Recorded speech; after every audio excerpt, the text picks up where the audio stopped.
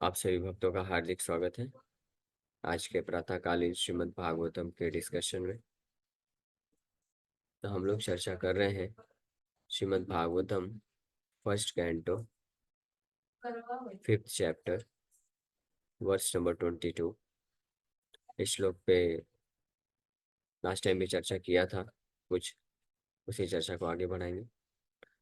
तो ये बहुत ही महत्वपूर्ण वर्ष है, श्लोक है।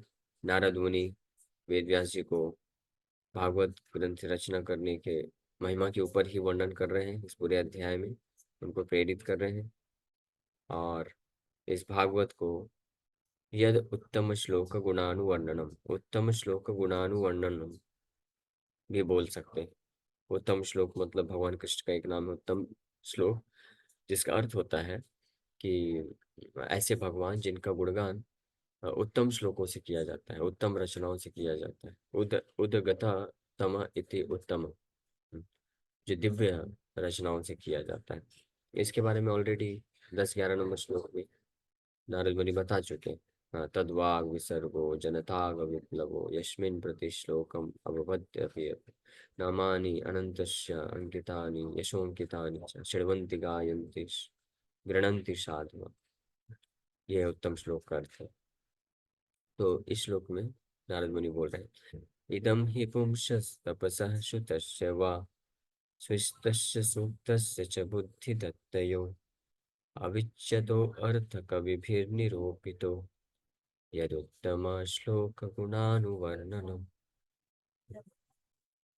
Learned circles have positively concluded that the infallible purpose of the advancement of knowledge, namely austerities, study of the Vedas, sacrifice, chanting of hymns, and charity, culminates in the transcendental descriptions of the Lord, who is defined in choice poetry. ये जितने भी प्रकार के अलग अलग प्रकार के जो अच्छे कार्य हैं, पुण्य कार्य हैं, धर्म के कार्य हैं, और अन्य जितने भी सही माने जाने वाले कार्य हैं, तो लर्नेड सर्कल्स यानी विद्वान पुरुषों के द्वारा ये निरूपित है या कंक्लूडेड है, निष्कर्ष दिया गया है। यहाँ पे शब्द आया भी है, कभी भी निरूपिता। कभी भी निरूपिता means this is recognized by learned circles, concluded by the recognized learned persons। कोई भी वस्तु के बारे में, कोई भी कार्य के बारे में कुछ भी निष्कर्ष होता है, मत होता है, तो किसके द्वारा ऑथराइज है, कौन उसको ऑथेंटिकेट कर रहा है, ये इम्पोर्टेंट रखता है। हाँ, इसलिए बोलते हैं ये जो कार्य है ये इस महान व्यक्ति के द्वारा ऑथराइज किया हुआ है, तब उसकी वैल्यू होती है। तो यहाँ पे नारद मुनि, हालांकि नारद मुनि खुद कवि भी हैं, कवि हैं, महान, इज लर्नेड पर्सनैलिटी, इज महाजन, खुद भी महाजन है। लेकिन एक महाजन की विशेषता क्या है कि वो अन्य जो महाजन है उनको रेफर करते हैं। सबसे बड़े महाजन तो कौन है? भगवान कृष्ण है। इसलिए being an ideal mahajan, ideal learned personality, authorised bona fide authority, भगवान कृष्ण खुद भी, आप देखेंगे भगवत गीता में भी कई जगह ब्रह्म सूत्र पदश्चैव रेफर करते हैं। वो जो श्लोक आता है, नास्तु बुद्धिर, नहीं, नासतो नासतो विद्यते भाव ना भावो विद्यते सतः उभयोरपि दृष्टवन्तस्त्वन्यो अन्यस्तत्वदर्शी भी। ये तत्वदर्शियों का ही निष्कर्ष है अर्जुन। वहाँ कई जगह ये चीज बोलते हैं, रेफर करते हैं। इसी प्रकार से नारद मुनि भी यहाँ पे रेफर कर रहे हैं कि कभी भी निरूपिता, सभी जितने भी महान विद्वान हुए हैं, महान भक्त हुए हैं, ग्रेट पर्सनालिटीज हुए हैं, और भगवान स्वयं he is the greatest personality, supreme personality, the greatest learned personality. तो ये निष्कर्ष दिए हैं क्या, कि जितने भी प्रकार के एडवांसमेंट ऑफ नॉलेज है, डिपार्टमेंट ऑफ नॉलेज है, तपस्या, वेद अध्ययन, यज्ञ, मंत्रोच्चारण, दान, ये सब culminates in the transcendental descriptions of the Lord. Everything culminates means इन सब का अंतिम फल जो है भगवान के यश का गुणगान करना है। और कैसा उत्तम श्लोक गुणानुवर्णन, उत्तम श्लोकों के द्वारा इन शुद्ध भाव में, विदाउट एनी मटेरियल मोटिवेशन, किसी भी प्रकार का भौतिक कलमश के रूप में, which defined in choice poetry। तो हम लोग लास्ट टाइम इस पे चर्चा किए थे। उत्तम श्लोक गुणानुवर्णनम, अनुवर्णनम का अर्थ हमने विस्तार से चर्चा किया था। हाँ, अनुवर्णनम, अनुवर्णनम मतलब कि भगवान का के जो महान महाजन है, जिन्होंने भगवान का ऑथराइज तरीके से गुणगान किया, उनके पद चिन्हों में पालन करते हुए। अनुवर्णनम मतलब कॉन्स्टेंटली, निरंतर, निरंतर लगातार भगवान के गुणों का वर्णन उत्तम श्लोकों से करना, इसको अनुवर्णनम बोला जाता है। तो प्रभुपाद जी तात्पर्य में लिख रहे हैं, बहुत सुंदर तात्पर्य है, ध्यान से सुनिएगा, इसके ऊपर चर्चा करेंगे। Human intellect is developed for advancement of learning in art, science, philosophy, physics, chemistry, psychology, economics, politics, etc. By culture of such knowledge, the human society can attain perfection of life. This perfection of life culminates in the realization of the Supreme Being Vishnu. तो भौतिक बुद्धि जो है विकसित होती है for the advancement of learning in art science. आज school, colleges, universities या उसके अलावा भी हम देखते हैं कि मनुष्य समाज जो है अपनी बुद्धि का इस्तेमाल कर रहा है इन चीज़ों पे विकास करने के लिए। आर्ट, कला के क्षेत्र में, विज्ञान के क्षेत्र में, दर्शन के क्षेत्र में, और फिजिक्स हो गया, केमिस्ट्री, साइकोलॉजी, मनोविज्ञान, इकोनॉमिक्स, पॉलिटिक्स, इस प्रकार से इसमें विकसित करने का प्रयास कर रहा है। तो by culture of such knowledge, ये सब के ज्ञान के अनुशीलन करने से मनुष्य समाज जो है अल्टीमेट परम सिद्धि को प्राप्त करता है, अगर वो इसको, इसके परिणाम स्वरूप भगवान सुप्रीम बीइंग और विष्णु के साक्षात्कार को प्राप्त कर लेता है। ये श्लोक का अर्थ। अगर वो नहीं कर पाता है, इसका मतलब उसका ये जितना भी development of art, science, philosophy, physics, chemistry, psychology, whatever it may be, this all becomes useless. The Shruti therefore directs that those who are actually advanced in learning should aspire for the service of Lord Vishnu. इसलिए ऐसे लोगों को श्रुति मंत्र है उसमें बताया गया है कि जो वास्तविक रूप में ज्ञान में बढ़े चढ़े हैं, ज्ञान वृद्ध हैं, those who are advanced in knowledge and learning, सो उनको भगवान विष्णु की सेवा के लिए तत्पर होना चाहिए, और they become eager for the service of supreme lord. Rigveda का एक मंत्र है, ओम तद विष्णु परमं पदम सदा पश्यन्ति सूर्यो। सूर्य means those who are advanced in learning and knowledge and intelligence and culture of this धर्म के अनुशीलन में उनको सूर्य बोला जाता है। सूर्या, सूर्य, सूर्य मतलब देवता, डेमीगॉड्स। डेमीगॉड्स तो एक उनको बोलते हैं जो उच्चतम लोकों में रहते हैं, देवता इंद्र, चंद्र, वरुण, ये देवता कहलाते हैं। लेकिन देवता बस इनको नहीं बोला जाता है, देवता एक कैटेगरी है जिसमें वो लोग भी आते हैं। कोई पृथ्वी में भी अगर रहता है और अगर वो ज्ञान में बढ़ा चढ़ा है और धर्म का पालन कर रहा है, पवित्र हृदय का है, उसको भी देवताओं की कैटेगरी में रखा जाता है। जैसे युधिष्ठिर महाराज धर्मराज थे, इसलिए उनका भी रथ कभी पृथ्वी में स्पर्श नहीं करता था। देवता लोग जब आते हैं अन्य ग्रहों से, तो वो पृथ्वी में कभी अपने चरण नहीं रखते, वो ऊपर ही रहते हैं, वो एडवांसमेंट होने कारण। तो युधिष्ठिर महाराज को भी वैसे ही स्थिति बताई गई। युधिष्ठिर महाराज भी देवताओं के, देवता के कैटेगरी में। तो इसलिए इस मंत्र में बताया गया है कि ओम तद विष्णु परमम पदम, जो एडवांस होते हैं, जो विकसित होते हैं वास्तविक रूप में, वास्तविक ज्ञान में, तो वो सदा पश्यन्ति सूर्य तद विष्णु परमम पदम, विष्णु के चरण कमल, विष्णु के धाम की तरफ सदा पश्यन्ति, केवल अपनी निगाह को, दृष्टि को उस तरफ लगा के रखते हैं। अपनी दृष्टि को इधर उधर नहीं भटकाते हैं इस भौतिक जगत में। अभी अभी कैसा हो गया है, एडवांसमेंट ऑफ लर्निंग और knowledge means the more one is hankering after material advancement, the more one is hankering after wealth, acquisition of name, fame, position, and wealth, he is considered to be advanced in knowledge. That is material calculation. But actually, that is not advancement of knowledge. That is advancement of ignorance, अज्ञानता, जड़ विद्या, माया और प्रभु। अज्ञानता का जब advancement होता है, विकास होता है, तब व्यक्ति प्रेरित होता है इस भौतिक जगत में। he aspires to acquire more and more wealth, recognition, and position, and he wants to remain in this matter. ये अज्ञानता के विकास का प्रभाव होता है। लेकिन ज्ञान के विकास का प्रभाव क्या है? तद विष्णु परमम पदम सदा पश्यन्ति। व्यक्ति एस्पायर करता है या देखता है, उसकी पश्यन्ति मतलब उसका जो गोल है, उसका जो लक्ष्य है, वो भगवान विष्णु के पदम, परम पदम पे वो फिक्स रहता है। दैट इज रियल एडवांसमेंट, वो वास्तविक एडवांसमेंट। ये श्रुति भी इस उसको वर्णन करते हैं, जैसे ऋग्वेद से मैं बताया।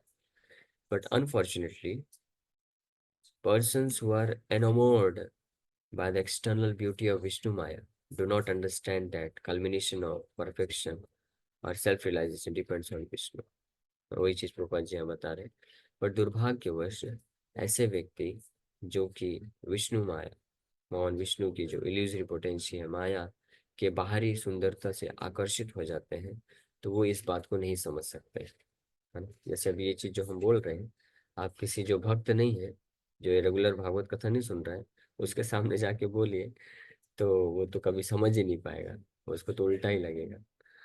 हाँ, उसको अगर आप बोलेंगे कि ज्ञान के विकास का वास्तविक अर्थ होता है कि भगवान विष्णु की भक्ति में आगे बढ़ो, और और इस संसार में अगर कोई ज्यादा ज्यादा धन संपत्ति एकत्र करने के लिए, नाम पद प्रतिष्ठा कमाने के लिए, इसी संसार में अपना परमानेंट निवास स्थान बनाने के लिए, परमानेंट सेटलमेंट करने के लिए जो एस्पायर करता है, यानी जो लक्ष्य बनाता है, तो इसका मतलब है कि he is advancing towards ignorance. अज्ञानता का विकास हो रहा है, अज्ञानता का विकास हो रहा है।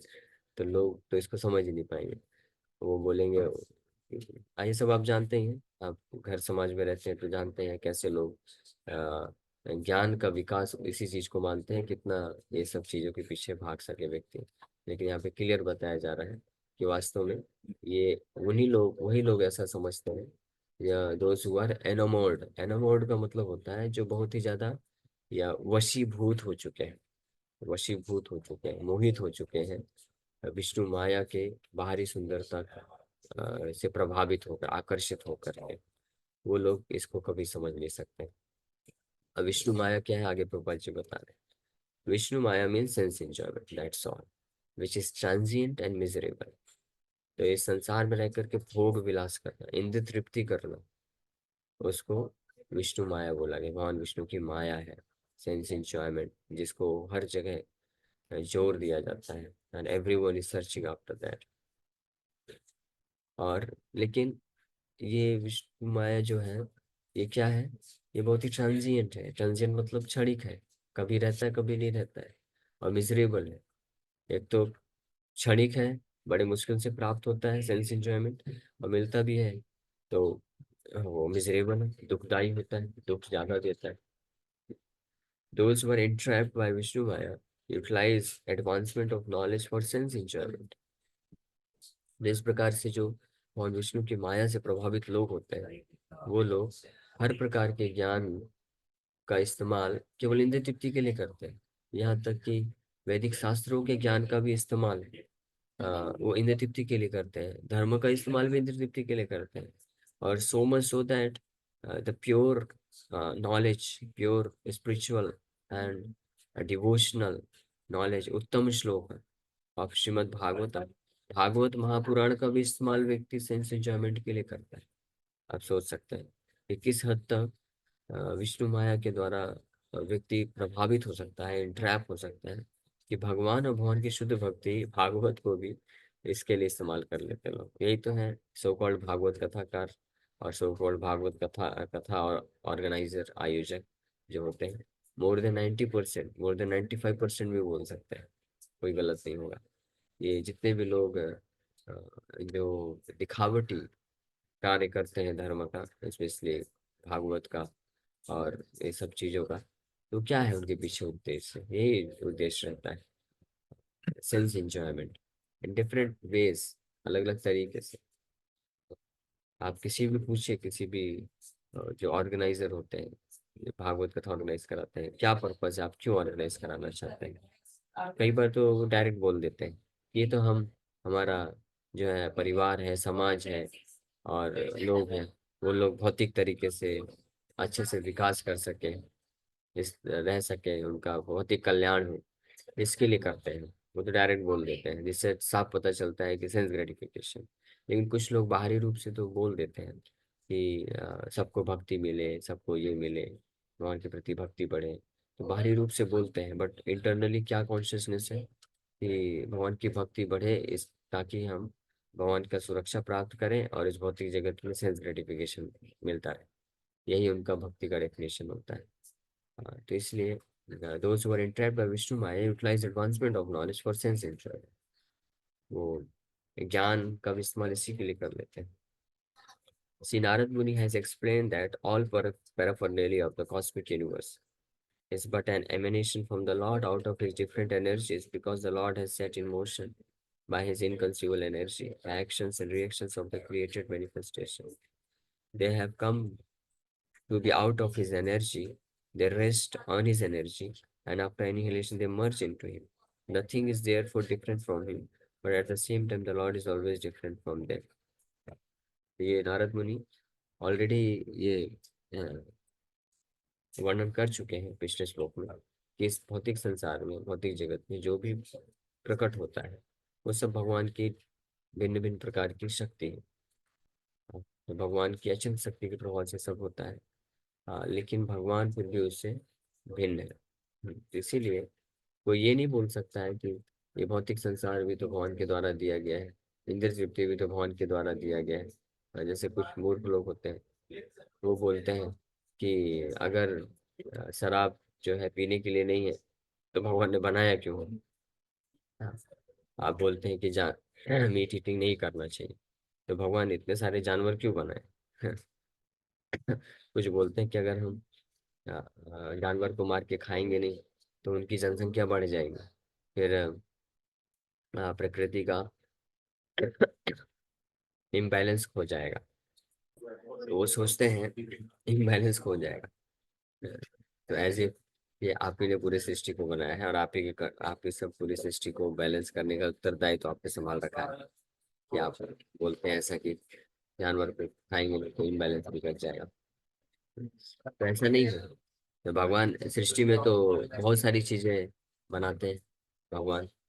पॉइजन भी बनाए भगवान, तो इसका मतलब पॉइजन भी खा लेंगे क्या? और भी बहुत सारी चीजें बन रही हैं, सब नहीं खा सकते हैं। तो उसी प्रकार से इस सृष्टि में हालांकि भगवान से उत्पन्न होती है, भगवान इस सबको मैनेज करते हैं, डायरेक्ट करते हैं, जो आपस भगवान में ही जाकर विलीन होता है सारे सृष्टि। लेकिन फिर भी आ, ये सृष्टि से भगवान अलग भी है, सेम भी है लेकिन अलग भी है। इसलिए सृष्टि की केवल उन्हीं चीजों को या उन्हीं वस्तुओं को या उन्हीं कार्यों को हमको करने की आवश्यकता है, जो हमारे real advancement towards Krishna consciousness करा सके।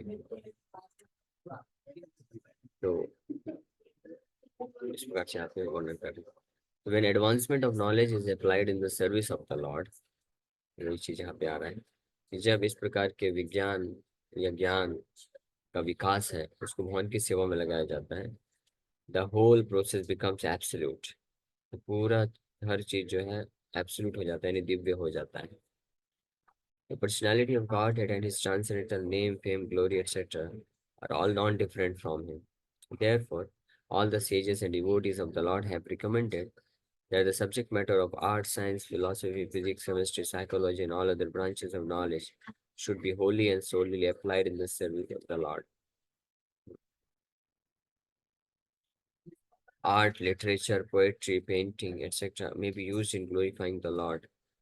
The fiction writers Poets and celebrated literatures are generally engaged in writing sensuous subjects. But if they turn towards the service of the Lord, they can describe the transcendental pastimes of the Lord. Valmiki was a great poet, and similarly, Vyasadeva is a great writer, and both of them have absolutely engaged themselves in delineating the transcendental activities of the Lord, and by doing so, have become immortal.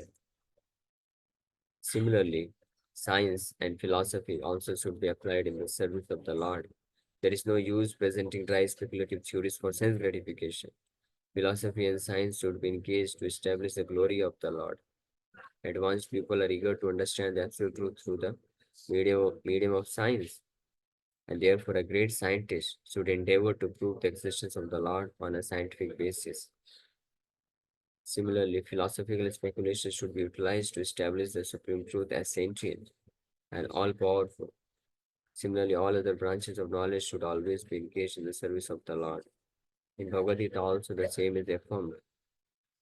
All knowledge not engaged in the service of the Lord is but mere science. The real utilization of advanced knowledge is to establish the glories of the Lord, and that is a real import. Scientific knowledge engaged in the service of the Lord and all similar activities are all factually Hari Kirtan or glorification of the Lord. तो finally Prabhupada ji इस तात्पर्य में बहुत सुंदर तरीके से वर्णन कर रहे हैं कि हर चीज, क्योंकि हर चीज पूरा विश्व भगवान से उत्पन्न होता है, जैसा कि इस श्लोक में बता रहे हैं। इदम पिछले श्लोक में बताए कि पूरी सृष्टि भगवान से प्रकट होती है। स्थान निरोध यद यतः जगत स्थान निरोध संभव। इसलिए इस सृष्टि में जो कुछ भी है, हर वस्तु, हर प्रकार का ज्ञान, तपस्या, कार्य जो है, अगर भगवान की सेवा के लिए, भगवान के ग्लोरिफिकेशन के लिए इस्तेमाल होता है, तब वो ट्रांसेंडेंटल दिव्य हो जाता है। अदरवाइज वो व्यक्ति को इस भौतिक संसार में बंधन में फंसाता है। इसीलिए और कुछ उदाहरण भी प्रभुपाद जी दे रहे हैं। वाल्मीकि ऋषि हुई ऋषि, वो महान कवि थे, तो उन्होंने अपने काव्यत्य को भगवान रामचंद्र के गुणगान के लिए इस्तेमाल किया, और इतना बड़ा महाकाव्य रामायण महाकाव्य की रचना की, और इसके कारण वाल्मीकि ऋषि क्या बन गए? इमॉर्टल बन गए, एब्सोल्यूट बन गए। एब्सोल्यूट या दिव्य हो गए, अमर हो गए।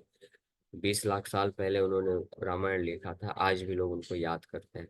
ऐसा कौन सा कवि है जिसने अपने काव्यत्य का इस्तेमाल किया हो और को कुछ रचनाएं किए हो, और वो जो है ऐसे लाखों लाखों सालों के लिए ज्ञात हो गया हो, या कृपा, वास्तविक कृपा को प्राप्त कर लिया? ऐसा कोई भी कवि नहीं है। केवल और केवल जो है वाल्मीकि ऋषि जैसे महान भक्त, जो कि अपने काव्यत्य का इस्तेमाल भगवान के गुणगान के लिए करते हैं। वैसे ही वेद व्यास जी महान राइटर है, पत्थर है, उन्होंने अपने इसका इस्तेमाल किया भगवान के गुणगान के लिए। हनुमान जी इसी प्रकार से उन्होंने अपने क्षमता का, शक्ति का, बल का और बुद्धि का और इस्तेमाल किया भगवान रामचंद्र की सेवा के लिए, और इसी कारण वो चिरंजीवी माने जाते हैं, अमर माने जाते हैं, ऑलवेज ग्लोरियस माने जाते हैं। और इसी प्रकार से अन्य जितने भी किसी कोई भक्त ने अपने काव्यत्य का इस्तेमाल किया, बुद्धि का इस्तेमाल किया, किसी ने अपने वैज्ञानिक क्षमता का इस्तेमाल किया, किसी ने अपने जो है मैनेजमेंट जो है उसका इस्तेमाल किए, लेकिन हर स्थिति में ये दृष्टि की सेवा के लिए इस्तेमाल करने से वो उसकी परम सिद्धि को प्राप्त कर लिए, और खुद भी अमरता को प्राप्त किए, और भगवान के जो वास्तविक गुणगान है उसको भी स्थापित करता है। तो इस श्लोक से ये शिक्षा मिलती है कि हमारे पास जो योग्यता होती है, जो स्किल्स होते हैं, या इस संसार में जो कुछ भी है, हम जिसके संपर्क में आते हैं, उसको अगर हम भगवान के दिव्य गुणगान के लिए इस्तेमाल करते हैं, तो वो उसका परफेक्शन है, सिद्धि को प्रदान करता है, और हम इस प्रकार से भक्ति में आगे बढ़ते हैं। तो इसी के साथ यहीं पे विराम करेंगे। Thank you very much. Hare Krishna.